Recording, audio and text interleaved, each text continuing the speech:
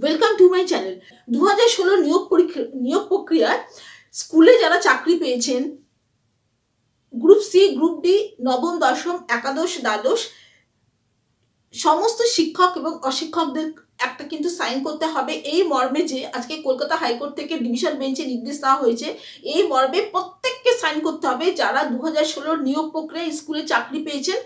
সমস্ত শিক্ষক অশিক্ষক মানে গ্রুপ সি, গ্রুপ ডি, নবম, দশম, একাদশ, দ্বাদশ প্রত্যেককে সাইন করতে হবে এই মর্মে যে ডিসেম্বরে বেতন দেওয়ার আগে তারা কিন্তু এই মর্মে নোটিশ পেয়েছেন। সবাইকে সাইন করতে হবে। সুপ্রিম কোর্টের অর্ডার অনুযায়ী আগামী 6 মাসের মধ্যে এই মামলা কিন্তু শেষ করতে হবে।